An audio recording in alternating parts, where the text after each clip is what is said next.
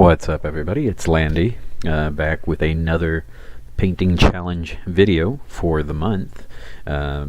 So this month for July, we decided to do, in some ways, a slightly easier or, how can we say, more straightforward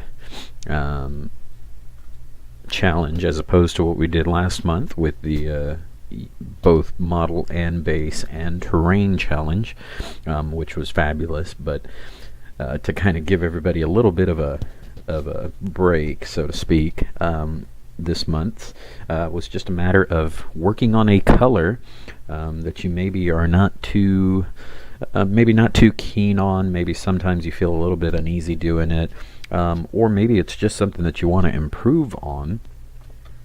And so this month's challenge was titled The Colors of the Rainbow, and you basically picked any color you wanted to tackle for the month and then just went straight to it, focusing on that. We had a ton of great entries this month, and I cannot wait to share them all with you guys. I'm going to start things off because the way that my folders ended up doing everything, it's alphabetical. So first entry that we've got is by Alex Barkley. I don't think he listed the name of the mini. I might be mistaken. I apologize if he did.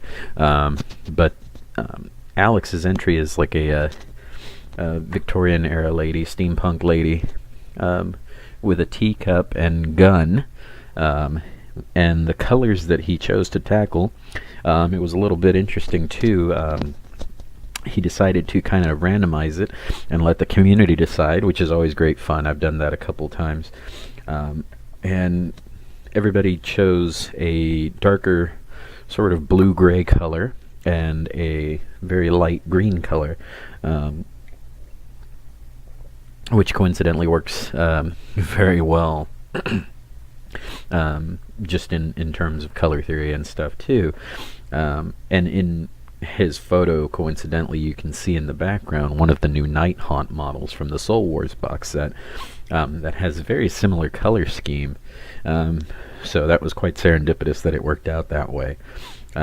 But Alex did a really good job tackling that darker blue-gray color. It's one of my favorite colors to use, actually. And then that very bright, vibrant green on her petticoat. Haha! I knew that phrase would come in handy at some point. It's a really great combination of colors, and then of course he offset it with some darker leathers on like her boots and armor plates and stuff like that. And then just a really good job doing a very expressive facial feature, and then giving that gun a little bit of a weathered look with just a wash and stuff. But yeah, overall it's a really great attempt at tackling two colors that are quite popular right now in a different way. So kudos on that one, Alex. And the next entry is by Brian Cooke, who many of you on the page might know from his tutorials related to bolt action minis and stuff like that. I know I've looked to a lot of his stuff for inspiration on doing stuff like the Australian Brits and stuff like that. And Brian himself said that it was a very welcome change because his entry is a unit of, I believe it was French Fusiliers. I believe these were also by Warlord. And rather than just do one color, Brian opted to do a literal rainbow of colors on his soldiers. The yellows, the blues, the greens, the whites, the reds, all of those, as he mentioned in his initial post, were some usually kind of challenging colors for folks. And Napoleonic figures are such a great palette to try all that stuff out on simultaneously, because there are very few other figures that you get that many colors on without them looking really garish or really kind of off. But because the uniforms of the time had a lot of colors on them, he was able to kind of play with each one of them, and as always, he did a really good job. Not only basing all those really good colors in really strong tones, but then highlighting and shading them to kind of bring out the folds in the pants and the folds in the jackets and whatnot. And then you're gonna have to excuse me here, folks. I believe it's a shako. Maybe I'm wrong. I'm really bad about Napoleonic terminology in terms of the uniform and stuff, but the crest on the hats was done in a really nice bright yellow too. That is different, it appears, from like the epaulettes, if I remember right, on the shoulders, or shoulder boards, as most folks would just call them. So even though you've got the same color in two locations, it looks totally different. But the pants are really nice, and as somebody said, Mr. Fancy Pants there in the center of the photo, with his red piping on his pants, you would think is maybe like the unit leader or something. But Brian did a great job with all these colors on his models, and really gave us a complete unit. And then he also had the other figure that he finished as a bonus, that turned out really nice as well. Another chance for a lot of colors on it, with the pack mule and everything, and the dress. So, just really, really nice, sharp work that kind of makes me want to go pick up some Napoleonics and get painting on them, without fear of getting yelled at for colors being wrong. But yeah, awesome work, Brian. Can't wait to see the rest of this army finished, if it ends up being an entire army, or if you're just going to use it for like Sharp's practice or something.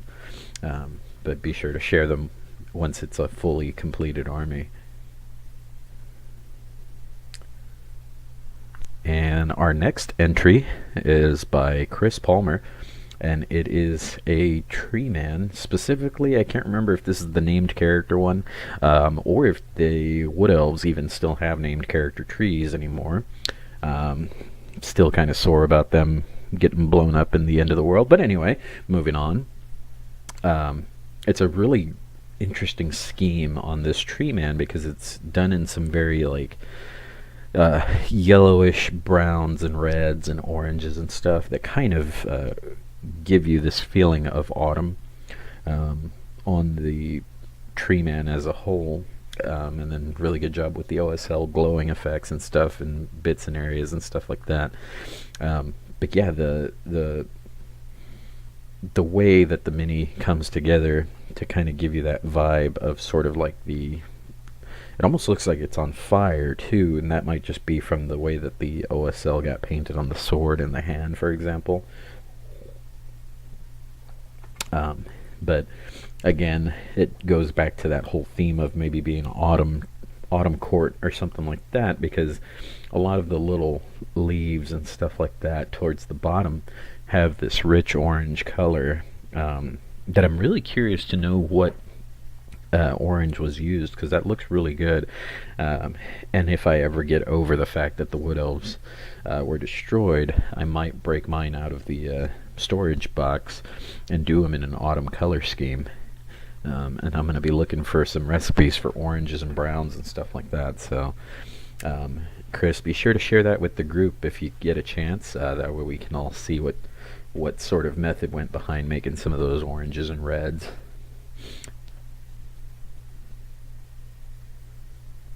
And our next entry is by David Xavier. He submitted some Lord of the Rings Easterlings. Now, if I remember right, these are actually some of the original plastic ones, or metal, I'm not too sure, but I do recall these from my time playing many years back. And I'm not sure which color he was trying to focus on. I think it was the red, and he did a good job kind of making it not look like the traditional red that you see in a lot of Games Workshop stuff nowadays. It looks, suitably faded and worn and stuff like that. And again, not like your typical like corn red, for example. This is much more of a muted um, Middle Earth red, I would say, because borrowing from the movies, which is what a lot of the miniatures and stuff were based on, the overall color palette in the movies was quite muted. So even if it was a bright color, it still had, a very like almost grayish tone to it. And of course, that was probably all done post-production. But I would imagine that, looking back at reference of the photos and from the film and stuff, you would get this sense of wanting to recreate that faded look.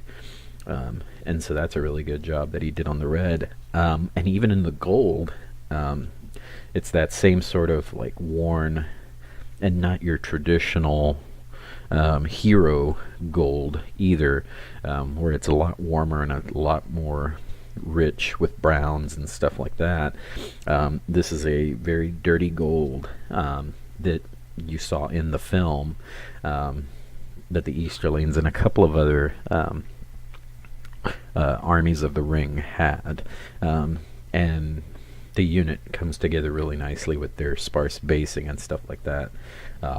So the inclusion of a very simple and clean base really draws your attention to those other two colors that are present on these minis.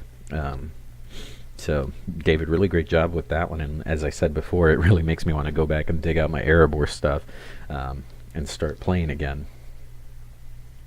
But be sure to share any of the other Easterling minis or anything else that you might do for the War of the Ring, and share them with the group, because we all love them. Okay, and our next entry for the month is by Dawson Caputo, and I believe he said that he had already done this previously, or he was in the middle of it when the challenge started, but he kind of showed us pre-production stuff, how it started out and where he got to. Now I'm not sure which company this bard comes from, but it's a very characterful piece, very like I guess like that meme, Bard's gonna bard, kind of carefree, even though probably his entire party is on death's door, and he's over here trying to figure out what song to end the finale with, so to speak. Or he just finished playing the greatest song ever, and he's waiting for the applause.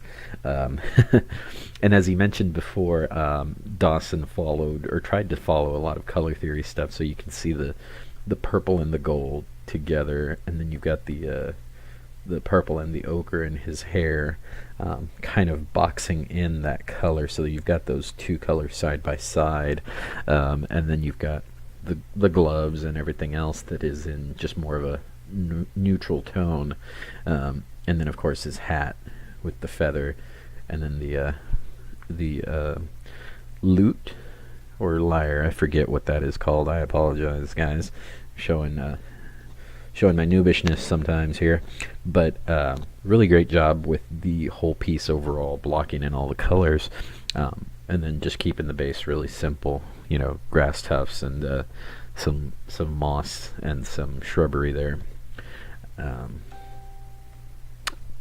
But yeah, overall it's just a really great piece that just showcases how a lot of times if you actually look to a color wheel, I know I keep mine on my desk at all times when I'm painting stuff, it doesn't hurt to grab that color wheel and get ideas or see where you're going with the color if something doesn't quite look right, or just to check back and make sure that you are staying on track with whatever you're trying to do, especially when you start talking about like complementary and contrasting colors and stuff like that, where you can always just mix in one of those colors into another one, and you're kind of creating that contrast as well. But that's a whole nother video in and of itself. But color theory is a really big part of a lot of what we do, and it pays to at least understand basic concepts of it and have a color wheel handy, because that's going to be the best way to understand it, is see it in front of you. And so I'm sure that Dawson has one there on his desk where he paints and stuff. And this mini definitely shows that. So great work, Dawson. Can't wait to see some more stuff, and maybe jump in on the next challenge for the next month with a mini in hand once we know what we're gonna do. And our next entry is by Dev Sogar. I hope I got that name right. I apologize, Dev, if I didn't. And it's a Sohei monk from, I believe he said Test of Honor. And every time I see these monks, I just end up like adding all the Sohei monks to the cart on the Warlord website to buy them. And then I talk myself out of it because I've got way too many projects right now. But the monks are probably my favorite faction for Test of Honor and for most feudal Japan themed games and stuff like that. I know that Footsore Miniatures is going to be coming out with some other stuff, samurais and stuff like that too, so that'll be some more chances to have some really cool Sohei monks like this. But this one, Dev did a great job with tackling that orange color, and he actually had a link to his blog where he was kind of doing a bit of a follow-along, and it was interesting to see that the yellow or the orange that he achieved was all done through mostly zenithal highlighting or zenithal priming, and then using a glaze over that zenithal priming to give it that orange yellow cast. And then of course, because it was sitting over a black color, it started to kind of turn green on him a little bit, so he went and color corrected that with a sort of dark red in the crevices and the creases and folds and stuff, and then reapplied that glaze to kind of give that orangish yellow color. When I was painting my dwarf, I went a different route, where I just used a very strong ochre color and then highlighted it with a sort of bone color, khaki color, and then glazed over everything with a yellow glaze to unify everything. But Dev's technique is a really great way of getting stuff down on the table really fast with that zenithal look, especially because it's just priming and then applying your glaze, color correcting it if you need to, and then going back over it again. And I believe we've seen this before in a couple of other videos recently posted to the page, and it's a really great fast way to get stuff done. And then of course you just go back in and you touch up all your details with your other colors that you paint in, and then you're done. And Dev really did a good job keeping everything simple with the rest of the mini, and then of course painting those socks, the tabby socks on there. I'm curious to know what white he used for those sections, but the yellow orange being the main focus of this mini though turned out fantastic, I thought. And so I'm definitely going to probably try that method on some of these other dwarves that I've got lined up, just to see how that compares in terms of speed to the other technique. But Dev, great job. Be sure to share the rest of these monks if you plan on doing them all in that same scheme, because I really would like to see how this whole thing looks tied together once you've got a whole army on the table. And our next entry is by Josh Schaub. I'm not sure what company this dragon comes from, but holy cow, it looks cool. And I know that Josh said that he really didn't get a chance to do a whole lot with it like he would have liked, but I think that orange turned out really phenomenal. What brand it was, I'm not too sure, but I would really like to know. Josh, be sure to tell everybody in the comments section and on the page what color you used, because it's a very rich orange color, and it it kind of looks like a Charizard on steroids, but it's a pretty epic looking dragon, and that paint scheme is fairly simple because you've only got the orange color, and then you've got the sort of khaki bone color in the inside of the wings and stuff, and then whatever color, it's gray for the spikes and stuff. But the two colors work really well together, and it kind of looks natural. It doesn't look like it's out of place or anything like that. Because the thing with some of these brighter colors like orange and yellow and stuff like that is you want some contrast, but you also want some other colors in there that are kind of gonna fit with it, and that goes back to the whole idea of the color wheel and color theory, contrasting and stuff like that. So I think keeping the base simple like he did, and I'm curious to know how that came about, because it looks like it was a photo of ground that was laid down on the base, but you can see where Josh painted it by hand. And that just looks really cool, and I'd like to probably try to do that with some minis out of like either Black Plague or Massive Darkness and stuff like that, because that's a really nice looking effect to do for board game pieces, since they're already in a dungeon anyway. So even though this is supposed to be for the color challenge, Josh, make sure that you tell us how you did that base, because I definitely want to do something like that on some of my pieces for board games. And then, let's see, moving on to our next entry. We have I believe this was a Hero Forge model by Aaron Larsen. And I believe he said he was painting this for a friend of his. I had never seen any of the sci-fi figures that were done by Hero Forge, but looking at this one, I'm thinking I want to get some of these. It's got a lot of detail, and the way that they do these prints and stuff like that seems to have gotten better and better. It's some sort of like sci-fi warrior, sci-fi robot or something like that, and it's got a hex base, which is really interesting. I'm sure that it's obviously Hero Forge is meant for RPGs and stuff like that, so it's kind of neat to see that they still keep those hex bases for your RPG games and stuff like that.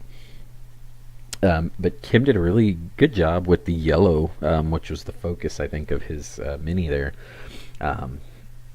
You can see on the helmet he's got some darker shadows towards the chin area, and then it gets a lot brighter as you get up to the top. I think he probably did like a dry brush in certain areas and stuff to catch that light coming from the top there. And then you've got some more shadows on the boots, and then on the underside of his arm greaves and stuff like that. That just looks really cool. It kind of reminds me of Scorpion from Mortal Kombat almost. Except that this dude's got guns, so I don't expect him to say, "Get over here," or anything like that anytime soon. But yeah, no, overall this was a really interesting piece, and it's making me reconsider not getting any Hero Forge stuff. I don't play nearly enough RPGs to get one, but I think I might reconsider that after seeing this one and a couple of others. So yeah, really great job. Oh, and then also, I don't think this was his color challenge color. Like I said, I think it was yellow, but the purple crystals that are littered on the base look really neat too. It just offsets, again, color theory. We've got the yellow contrasting with the purple of the crystals, and then you've also got the orange on the gun and stuff too, so bang up job as always, Kim. Okay, our next entry is by Melina, and I'm not sure what company this mini is by, but it's like a sorceress with a sword and a scepter in one hand, or sword and staff on the other. And this is definitely all the colors of the rainbow. We've got some orange, we've got some blue, green, red, and then some really interesting facial makeup that she's painted on there. The mini skin tone looks really good, and it's blocked in so you can see all the muscles and stuff. But where the mini really stands out I think anyway, is in that yellow on her dress and on her sleeves and chest area and stuff like that. It's a really good ochre color, gold and orange and stuff kind of mixed together there. And Mel really did a good job capturing the shadows at the bottom and on the underside and all the folds of the cloth and stuff. So again, the most important thing with trying a challenging color like yellow and stuff like that sometimes is to go back to something where you just have a glaze over those highlights and shadows that you've already primed for yourself, or taking a photo of that picture or of that mini with that priming, and then going back in and painting your shadows first and then painting your highlights and everything like that, and then blending them all together. Really it just comes down to one, the speed that you want to paint with, and then two, the overall quality. So if it's just going to be tabletop, you want to get the army done fast. I don't know the meaning of that because nothing is fast for me, even when I'm trying to do something that's simple. But when you're trying to get a whole army done quickly, doing that zenithal priming with glazes and stuff is a really fun way to get stuff on the board. Speaking of zenithal priming, when the board game Nemesis finally ships in September, I should be getting an entire set with the teardrop zenithal priming already applied, and then I can just go back in and do all these glazes and stuff like everybody's been doing lately and try my hand at it and see how that turns out. So going back to the focus of Mel's mini here, she did a great job with the purple and the gold contrasting, and then the green and the purple, and then the blue and the gold. So there's a lot of color theory on the mini. So really awesome job, Mel. I don't think I've ever seen too many posts from you before, but thanks for sharing this one, and be sure to keep sharing because this is some pretty good work, and it's only going to get better, right? So can't wait to see more. Our next entry is by Peter Maidens, and it's I believe it's supposed to be a leper. I'm not sure, I can't remember the name of the mini right now, but I do know it's from the Reaper Bones line, and I had bought a dozen of these guys when they first came out because I intended to use them for a Nurgle army, and then Games Workshop decided to release all of those models out of the Dark Imperium box set, so loads of Nurgle models there, so you didn't really need anything like this anymore. But these minis are a really great example of how the Bones minis lend themselves to all sorts of different palettes. Peter chose pink as his color, and he definitely started with that color as his base and then worked off of that to do all the highlights of the flesh color and stuff. And it has this really ugly, horrible, pasty appearance, which just plays really well with those nasty yellow, pus-filled looking boils all over his body. This is one of those minis where you say that it looks absolutely horrible, and it's a compliment, because it is, and it does. And I know that he was saying that he had intended for his son to paint it, and then he somehow ended up with it. I can think of a bunch of different minis off the top of my head that I intended for my daughter to paint, and then somehow I ended up painting them. But regardless, this was a really good challenge mini to use and to pick pink for, because if you want to do pink, there's only so many things you can do unless you're intentionally being ironic and stuff like that. But yeah, this was really a good choice for that color, and blending the pink with the flesh tone and working that layer, working that highlight up in like the hand, and then like in the on the right hand side, where his folds of his arm are kind of like clutching his stomach and stuff like that. It adds a lot of depth by keeping that darker pink color in there. So yeah, really awesome job, Peter. I think I'm gonna probably break down and paint one of these guys finally, out of the many that I've got collecting dust up on the top shelf there. So you've really inspired me with this guy. Alright, and so our next entry is by Scott Jennings. Cheer up, love, the cavalry's here, or something like that. I think that's what she says.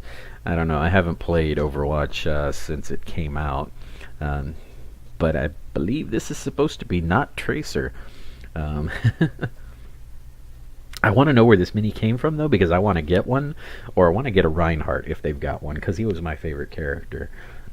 But anyway, I digress. I didn't know these sorts of minis existed, but Scott did a really good job with the yellow. And I know he mentioned that the yellow-orange on her jumpsuit was really subtle, but I like that. I prefer subtle to very sharp contrast. I know that some people prefer the other way around, but because most of my stuff ends up being for display anyway, I like seeing very subtle transitions on highlights and stuff like that.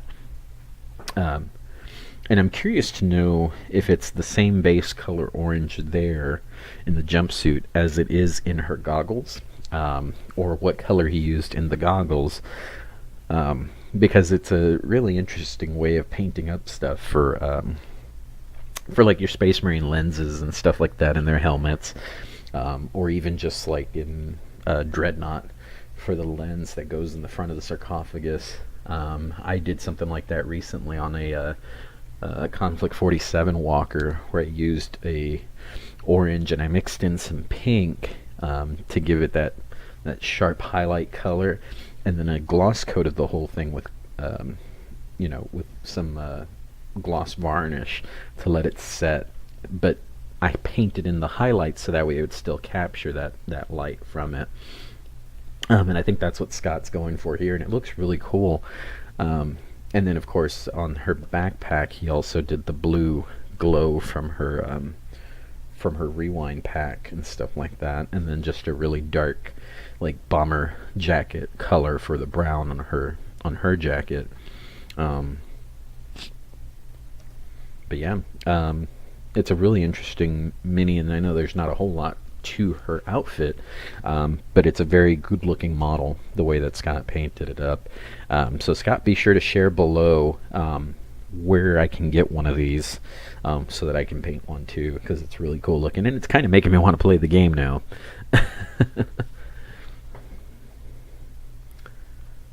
Alright, and our next entry is by Sean Likely, and he had two older orc models. I believe these are Ralparthas or something like that. They might be older GWs, but I'm not too sure.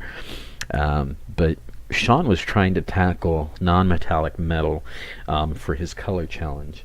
And I'll be the first to admit non-metallic metal is one of those things that always gives me cold sweats in the middle of the night, because try as I might, follow instruction after instructional video, tutorial, how-to step-by-step book and stuff like that, I struggle with it. And that's okay, because it's not something that like I absolutely have to have on a mini. But for the people that can do it, more power to them. And Sean, I think he wasn't too pleased with how it turned out, but to my eye, the metallic that he did for like the chainmail on the one particular orc, because I left the other one out because he didn't really care for that one a whole lot, but the chainmail to me turned out really good. I can tell that it's chainmail. It's not like it's an off color or anything like that. It doesn't, it doesn't not do what it says. So that was a really good, I guess, first attempt, or however many attempts at non-metallic metal. And I think maybe just with like a couple of glazes of like blue and black and stuff like that, it would probably add to the effect even more.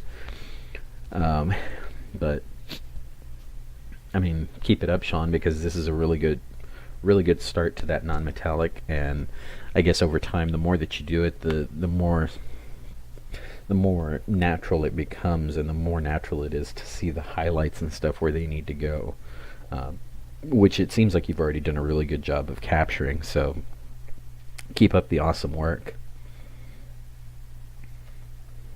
And then our next entry is by Steve Flershinger. Technically, it was done before the month, but he posted it as a really good example of color theory. And this Fishman has every color of the rainbow on him. And Steve did a good job blending some of these together and stuff like that, to make it look like an actual animal. And I'm not sure if he's got a metallic blue running in the middle of the spine there, but it looks really cool the way that he captured the blends together. So I'm sure that he probably did some really difficult transitions there between like the green and the orange, and then the orange and the blue and stuff like that. And this is a really good example of how to blend those colors together on something that you might not normally think would have that. And then for me personally, I think even just going back and adding a gloss to the whole mini would kind of tie all that together, especially since it's supposed to be a fish, an aquatic creature. That gloss will really make it look natural. And I've seen this mini before. I believe it's a Reaper Bones version of a Morlock or something like that. I can't remember the name right now. But it's another example of how a Bones mini can really be taken to the next level with a really good paint job. And Steve did a great job with this one, for sure. And our last entry is by Taro Kanko, and it is Orc Shaman or War Chanter. I can't remember the name of them right now because they've changed a bajillion times since Warhammer Fantasy Battles. But Taro was going to take on the challenge of doing OSL with his mini, and oh my goodness, this totally killed that OSL. I think initially he felt like it wasn't going to turn out the way that he wanted. But Taro, I'll just say right now, I did some OSL recently for a painting contest that just totally didn't even look nearly as good as this does. The highlights that you did and the subtle glow on the inside of his arms and stuff, where he's got his hands raised, and then how you've got the dark blue around his eyes and everything like that, and then the glow coming from his teeth and stuff like that. Just killer work, I think. So if this was like one of your first attempts at OSL, I think you nailed it, buddy. For sure, because the rest of the mini is super clean work, super simple. Orc's gonna orc, but what makes it stand out is that he's got that glow about him. So really just fantastic work. And just gonna roll on into the last thing, because that was our last entry. The winner for the month's challenge, I think, without a doubt, is going to be Taro with that War Chanter with the OSL. Because, dude, if you've never done OSL before, or if you've only ever tried it a couple of times, you're on the right track, and this is some phenomenal work. And wow, keep it up. Adding those final little highlights to his teeth and stuff like that, just really made it pop and glow, and draw your attention to the face and to the hands and stuff like that. So just bravo, man. Really good job with that OSL. It's kind of making me want to go back and really brush up on my OSL and put some more work into it and get better at it for sure. Get good. So, congrats, Taro. We'll be putting your photo up shortly once everybody's had a chance to kind of see the video and stuff. But yeah, just bravo, man. Keep up the awesome work and keep on sharing. And if there's going to be other war chanters, or if there's going to be more done to this guy, be sure to share it in the group. That way we can all see it. Alright. And with that, guys, that is our July painting challenge video in the books. Not sure what we're doing for this coming month, or for this next month's challenge, which is technically July, August. But stay tuned to the page when Dan will post it, and then we can all start deciding what minis to pull out of our shelf and paint, or if you're like me, decide what to buy and paint for the month. So without further ado, guys, catch you guys in the next one. Take care, everybody.